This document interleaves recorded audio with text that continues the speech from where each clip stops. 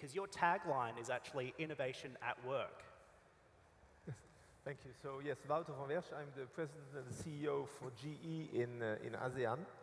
And actually, innovation, I could define it in 2 words: survival and growth.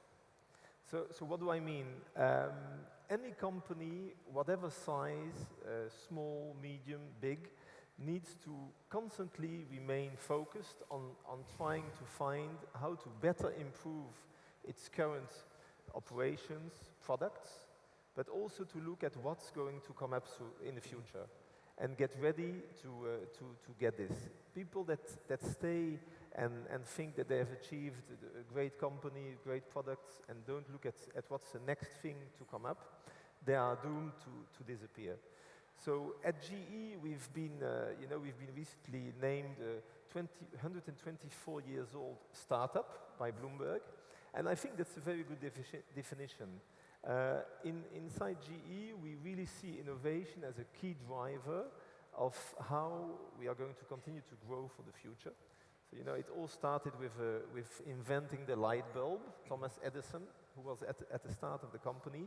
And since then, we've put up a number of things in place in order to constantly drive innovation. So we have a lot of different activities: power generation, oil and gas, healthcare, transportation, aviation. What we try to do is to leverage all the capabilities and the experience. So we have created innovation centers, 9 around the world, and they are working for all these businesses. So we share the experience. So when, for example, the healthcare business invents a new imaging technology, it's used by our customers in oil and gas to test the pipelines. When in aviation we invent a new coating for the turbines, for the blades, this coating is going to be used in the gas turbines of power. So we really try to innovate and make it something that is different for the company, putting a lot of investment in this, and it resulted in some nice things. We have 2 Nobel Prizes inside the company. Of course, a lot of patents that help us to differentiate on the market. So innovation is a must to survive and to grow for the future. Miao, I wanted to throw it over to you Sure. and just see whether or not you agree with that, because Johnson & Johnson actually has an innovation statement, doesn't it? Just tell us about your innovation statement and your 4 pillars. Yeah, so our general innovation statement is create value through innovation. So that means in all the aspects of what we do, not just focusing R&D, product, but also focusing on the way of working, focusing on organizational effectiveness, create new ideas, really think out of the box, create something new. So, because we have a purpose to serve the patients, improve life quality for people. And then around this major principle, innovation, you can see from all the areas we do it on a daily basis. It touches everybody's life. Give you an example that we actually launched a program last year together with Google to focus on some of the robotic surgery product, really leveraging new technology in the surgery space. But the intent is to really improve the quality of surgery and improve life quality. So from that perspective, innovation for me is really around creating something new, but also strong enough to be disruptive.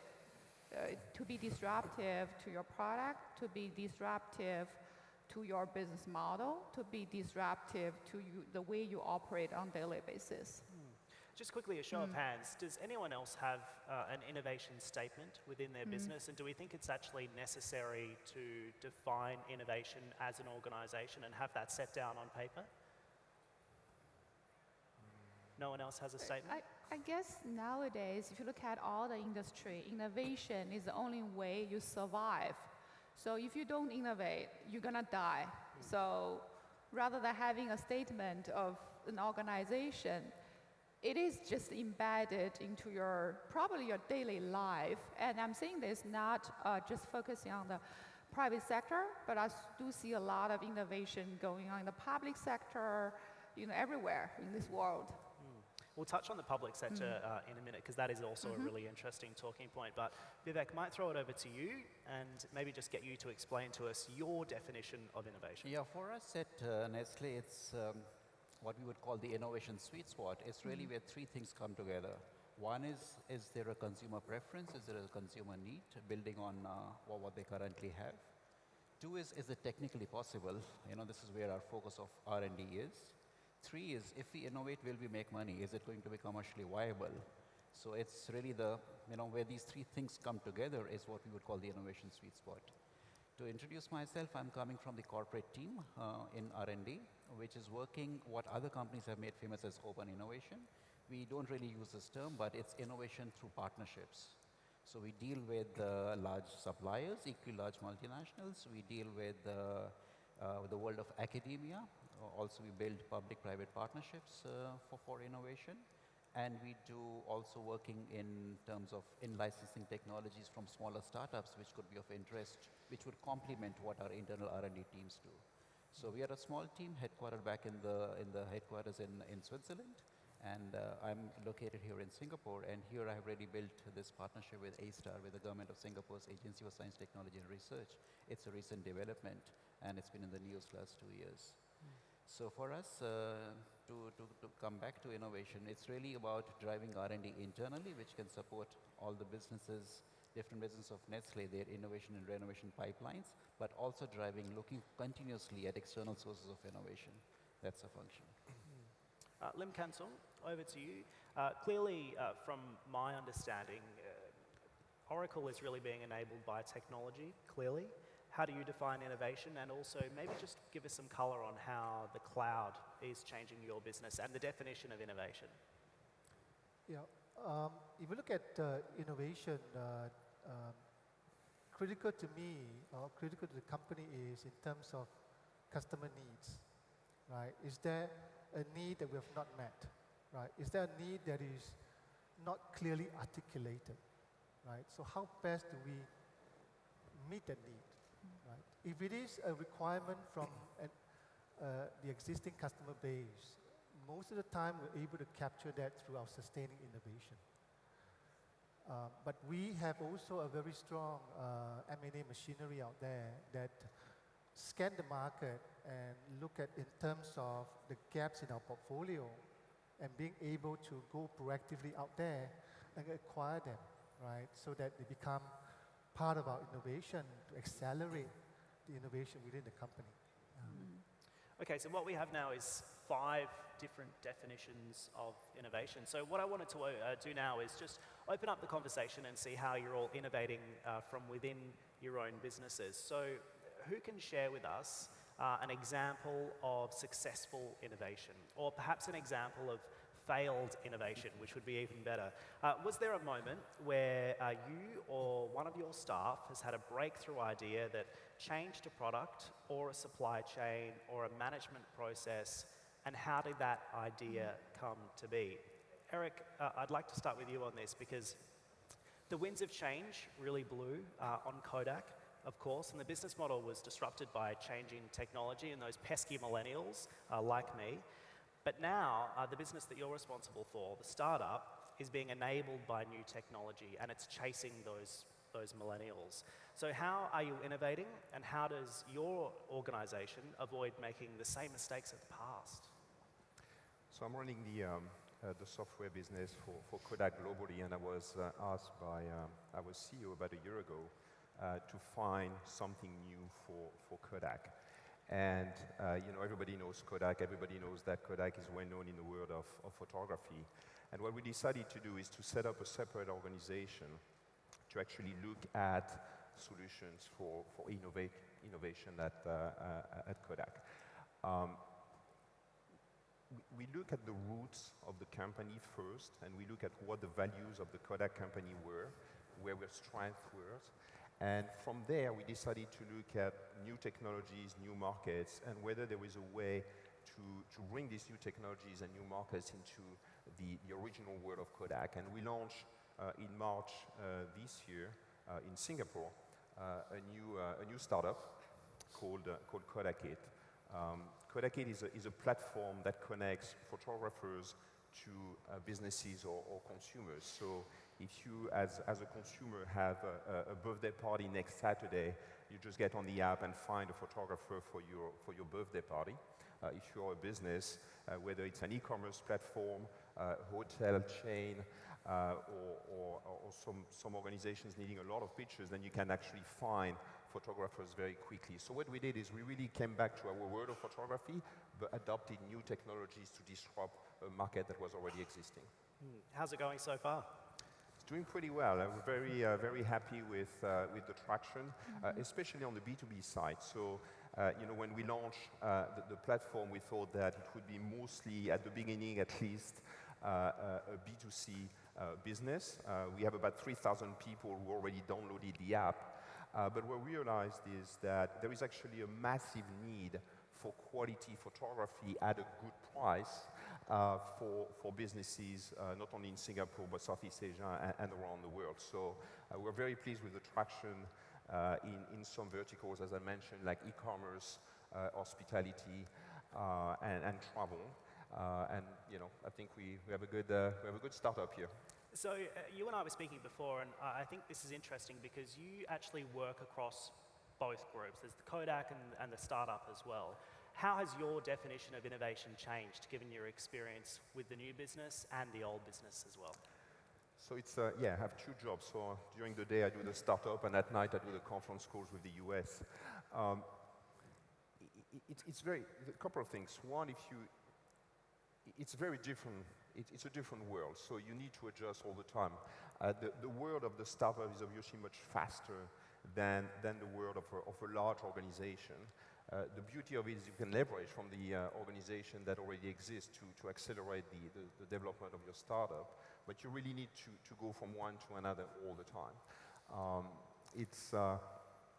It's important, I think, and there are many large organizations here. If you really want to create innovation within your organization, you need to appoint someone who has the power to drive it.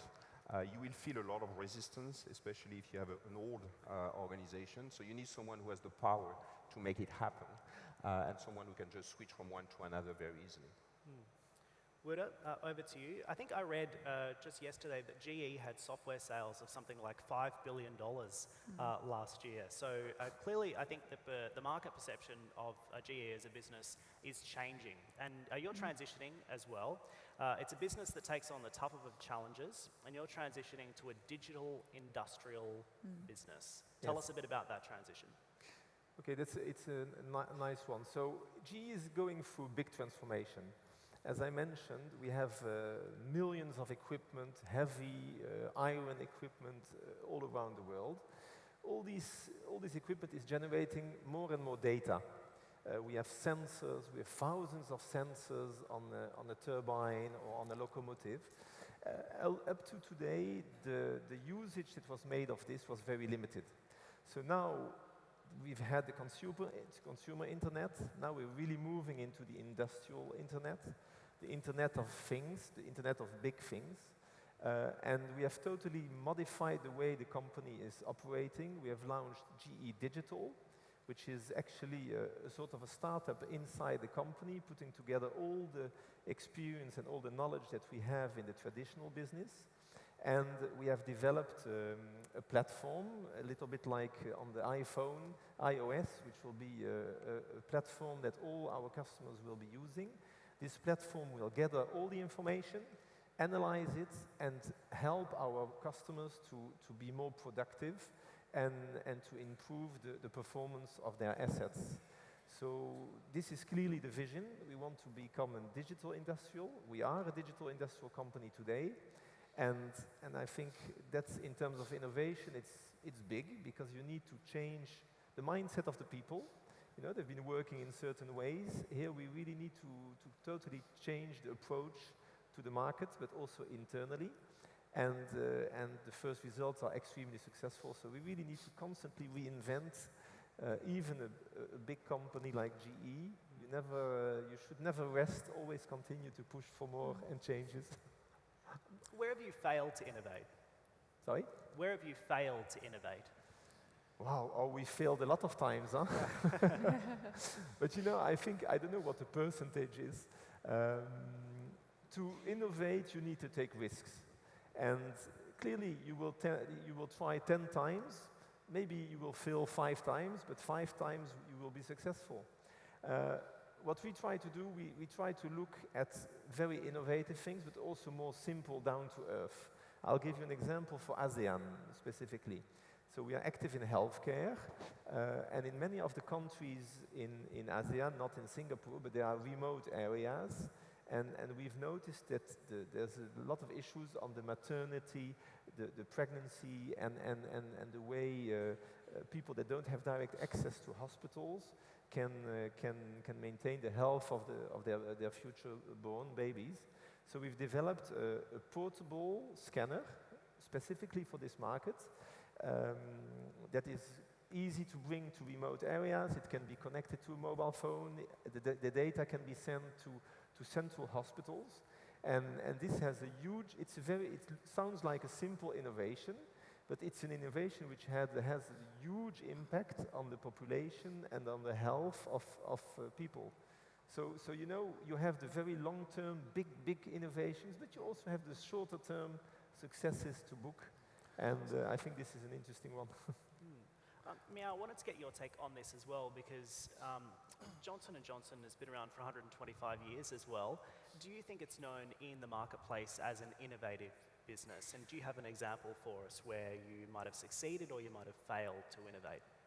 Yeah, again, so I've been working with companies for all of them more than 100 years. So if you look at the reason why the companies survive in a highly competitive environment, the answer is continuously innovation. So continuous innovation on your product, your business model, and the way you approach different markets. Again, so Johnson & Johnson has been focusing primarily on the product innovation, continuously develop new product to improve life quality of people. Again, this is embedded in all the areas in our different sectors, in consumer sector, in pharmaceutical sector, and medical devices sector. Again, so there are a lot of examples. For example, through R&D, in the R&D process, you know, you won't get your result in day one, right? You will have a lot of failure in that R&D process. So typically, a research and development takes a very long time until you get the satisfying result. So again, failure is necessary through your innovation. So what is important is you fail fast, but also you continuously innovate even though you have failure. A question for you all. How much of your own innovation is based on your instinct rather than market research, that gut instinct? I think it's Graham Bell who said that he never did a market research before inventing the telephone. So I'm not sure you need a massive market research. You need to look at good ideas, you need to validate them. But as soon as you believe that you have actually a good idea, a good innovative idea, you just go for it. And then you will make, you know, on the way, you will make assessments, but you should not stop because of market research. The other thing is, the more you do market research, the more time to market you need, and you may be passed by someone who actually doesn't do market research but get faster to it. Kang Song, do you want to weigh in on that? Yeah. So in our business, then, you know, we listen a lot to the customers, right? We have about 900 independent Oracle user groups, right? And that represent about 500,000 members out there, right? So these user groups actually give a lot of feedback in terms of what they need, right? What sort of requirements do they have that is not met by the product today, right? I just want to extend one more point to what Eric was saying, you know, in terms of digital. And I realize that I've not answered that part of the question about cloud. I think with the, you know, with what we have right now with cloud, that has really enabled the acceleration of innovation out there, right? I was just with a customer yesterday, and you know, we're talking about traditionally, how long do we take to implement a, let's say, a back office solution that will enable you to go out there and conduct business. Typically, you know, for a fairly large organization, it could take up to 2 years, right? But with cloud, we're right now seeing that the typical implementation can be done within 3-4 months, right? So that's one very key aspect. The other one, of course, is that instead of relying on your resources to keep the lights on, with cloud right now, you're freeing up a lot of resources out there for our business to be a lot more agile, right, to respond to customer requirements and needs out there. Oracle as well is much more than just moving those legacy databases to the cloud, isn't it? It has a much wider reach than that. Is the cloud something that's changed all of your businesses? This is something we were mentioning earlier. Is it? No? It changed our business. I think it changed our operation from different perspectives through clouds. We have a major program to move our legacy infrastructure to cloud-based solution. It's a multi-year program to really move away from traditional keep the lights on, keep it going type of activity to allow the organization to focus more on innovation. So, for example, traditionally, if you maintain your data center by yourself, you host everything by yourself, it takes a long time. It takes very costly to maintain what you have. But through the cloud solution, you are able to really focusing on the key initiatives, focusing on building the key capabilities to support your business to innovate, support your business to grow. So basically, you release your resources to focus on more innovative initiatives. So that's how it works. But it doesn't change, probably doesn't directly change your business model, but indirectly, it helps to drive the change of your business model. Would anyone else like to weigh in on that? Maybe I think the cloud has been a fantastic opportunity, and from our side, I think that if we manage to make a better use of all the data that are available, it's going to have a tremendous impact on the world. If I look at the airline industry, if they know how to better do predictive maintenance on the engines, it will save a lot of fuel. It will increase the safety even more. So it will have a tremendous impact on how we can live in a better world ultimately, have less impact on the environment, provide more safety and health to the people. So I think it's something which is fantastic. Vivek, I want you to maybe just give us a bit more color on what Nestle is doing in this area as well, because you have a research center here in Asia. Bring me into your strategy room on a Monday morning. How are you talking about innovation with your teams, and what's Nestle doing to innovate here in Singapore especially? Yeah, as I said earlier, I mean, it's been touched on earlier, we are moving towards a digital age. So for us at Nestle also, we look at not just products, but products and systems.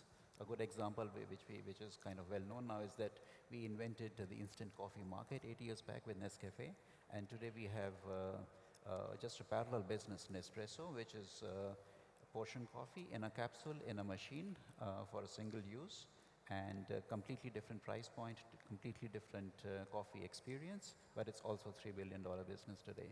So as a market leader, we have also built a business which is, in a way, will also take business from our existing business, which is instant pure soluble coffee. So back to where we are on innovation, yes, it's a changing world. We are also adapting, looking at not just products, but products and systems, and the next stage would also be not just systems, but systems and services. So use of digital technologies as people move towards our own transformation from just being seen as a food and beverage company into a nutrition and health and wellness company. We are also embracing this change. Yeah. So more on teams. The second part of your question, what else did you? Perhaps just what you're doing here in Singapore especially. I'm actually having trouble hearing. Yeah. So Singapore, I mean, for us, we are of course headquartered in Switzerland, a Swiss company, but we see Singapore quite in many ways being a Switzerland of Asia. It's right in the middle of large demographics. These statistics come about very often. We are like 7 hours away from 70% of the world's population. It's right in between Japan, China, India, Australia. It's the aging demographic. Our recent setup for collaborative research with A-Star is focused on the aging demographic, and we are looking at really healthy aging, fundamental understanding on aging to serve the demographic of the future. That's where we are here in Singapore. Okay. Innovation is also all about change. So let's focus on staff for a minute as well. This is something we were speaking about just before we came up on stage. You have to have the courage to change, and businesses need to have the culture and talent to be able to bring about change. Let's explore now. Do you think there is a gap between how you as leaders, how you as managers see innovation in comparison to how your staff see innovation? And how important is it to be able to create innovative environments within your businesses? And how are you actually engaging staff with innovation? Now, let's start with you. Yeah, absolutely. I think I do see a gap in terms of how the leaders see innovation and how our people are able to drive innovation in the organization. It's not just from competence perspective, but also from the culture, because innovation will only happen if people are engaged, people are encouraged to fail.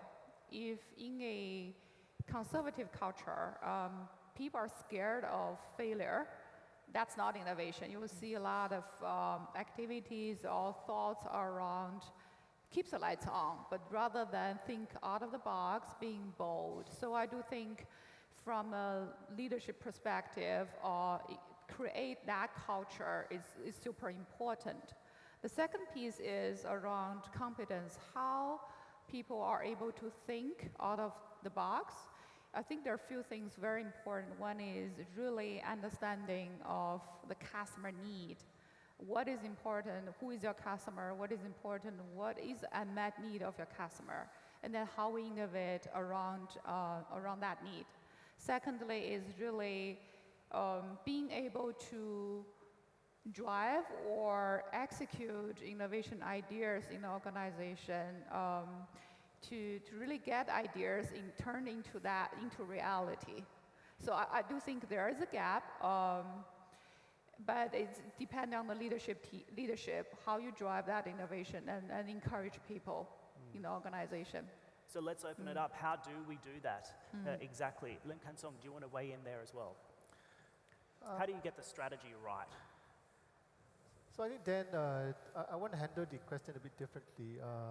When I look at innovation, I believe one of the key elements is how do we introduce enough diversity in the team, right, in order to spark up ideas that a homogeneous group will not have, right? So one of the key thoughts that I have is how do we inject diversity in the group, right? In Singapore, if you look at it, the workforce is 1/3 foreign talents and 2/3 Singaporeans and Singapore PRs, right? So we have a lot of diversity within the group. How do we bring those diversity, right, into your organization, right, so that there could be iron sharpening iron kind of effect, right, to spark up ideas and creativity. Yeah. Do you agree? Yeah, I would focus a bit on the composition, how we set up, the project teams. It's really the best value for innovation comes from being cross-functional, having collaborative teams. People bring in different perspectives, have diversity of thought, diversity of function, because you also bring in elements. I come back to what I said earlier. It's what the consumer wants. We talked a bit on the value of market research, but it's not in isolation. When you are in a business, you know the market. You are in there. Two is really what is the science and technology push. We focus a lot on our internal R&D, but also collaborate with the external world. But the R&D teams coming together with the commercial teams and then looking at solutions which would then be financially viable and technically possible to industrialize. So we spend quite some time on the upstream part, looking at the different stages. The early stages, we have lots of ideas, but we need to really validate them to see which are the ones which will go down the tunnel, down the pipeline, and then be launched in the market. So it's really important to spend time upfront on the early stage of the innovation process, and therefore it increases the chances of success at the end. Eric, what's your view on this? Do you think a culture of innovation exists when you are in the early stages of a business? Is innovation just a natural part of that, or do you have to learn it? Do you have to apply additional strategies when you're in the early stages? So for us, it's, and I will look back to your question about the difference between innovation for executives or the staff. I think you have innovative people everywhere. The role of the executive is to nurture, nurture, and grow these innovative people. But what I see in a startup like KodakIT is actually a difference in the way we look at innovation from someone like me or the people, the millennials that are working with us. There is a massive difference in terms of generation on the way they look at innovation. And something we need to really look at is bringing the right people from an innovation standpoint, depending on the business that you're trying to innovate into. And that's something that is very, very critical. Wouter, are your staff innovation ready?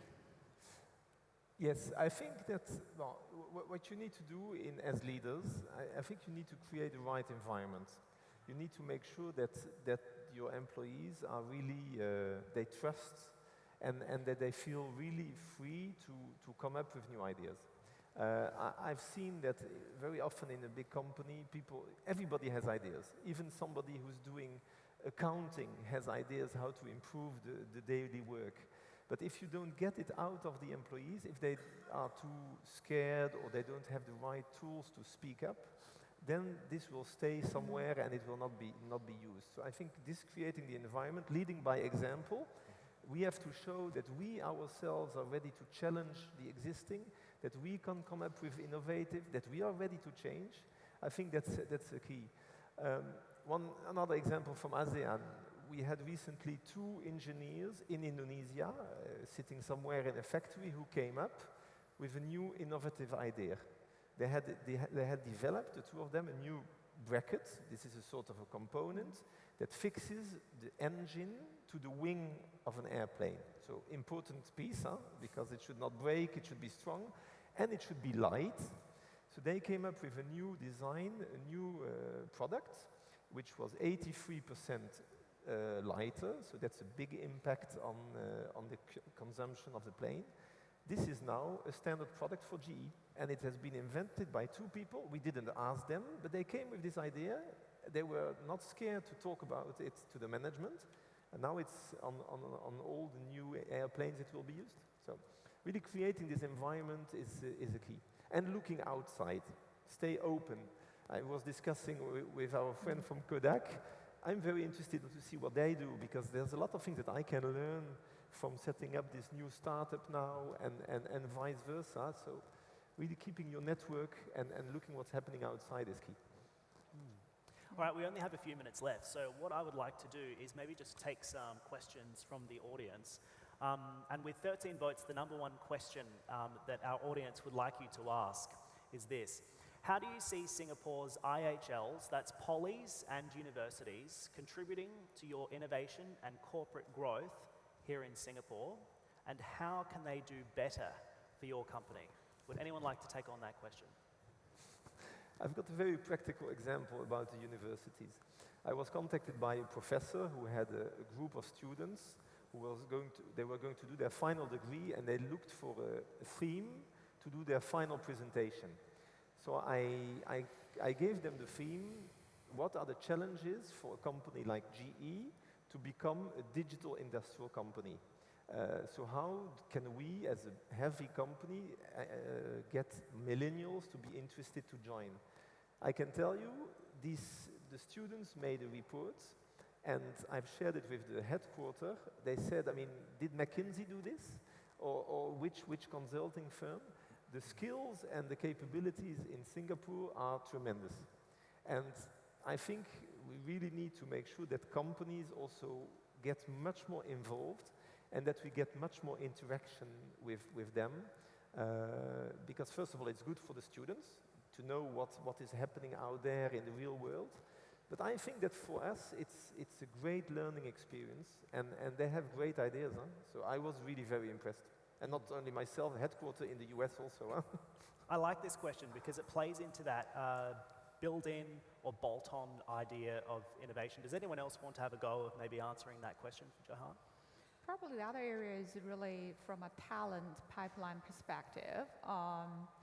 Being as a resource to join the organization, for example, graduates hire, right? So, we really need fresh resource into the organization, the younger generation who brings completely different ideas to the organization around how we operate our operating model, but really understand from the younger generation what they think about on their product, our business model. So I think it's different perspective. The longer term talent pipeline in the organization. Anyone Singapore. else? To that, I would add, it's it's built, bolt-on, or is it borrowing? We're really looking at an open world, open innovation. It's really about collaborating with the external world, being able to borrow technologies through licensing arrangements, through collaborative research, where you can put your R&D hats together and share results, and then see what brings value to which partner. That's a bit of the new way of thinking. I think both are necessary, right? If you look at R&D, we have spent internally, probably since 2004, we've spent close to $100 billion in R&D, right? But in terms of acquisition, we have acquired more than 100 companies, right, in the last 15 years, at the average speed of maybe 10 or 12 companies a year. Right, because we find it necessary, right, as we extend our vision for a company, that there are gaps that we cannot innovate fast enough. So we have to make those acquisitions and bolt on, right, to borrow your term, right, into our portfolio, right, so that we can extend better value for our customers out there. We might just go one more question just before we wrap it up. This question from Linda. How do you think MNCs, that's multinational corporations, can best utilize the innovative ideas by startups to increase competitiveness?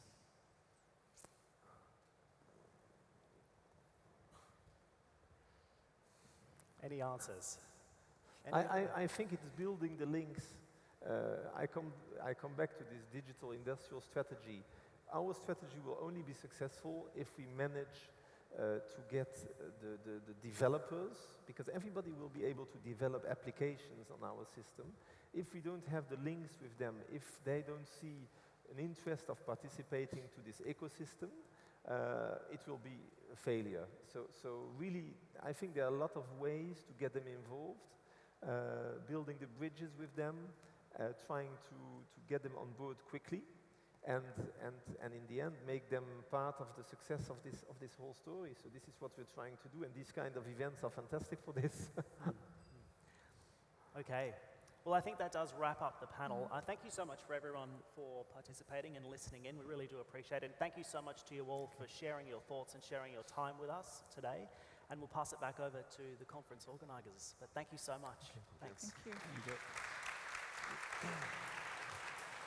Thank you to our panellists. We're going to take a break now for lunch, so please join us back here at 2:15 for the afternoon's panels. Thank you.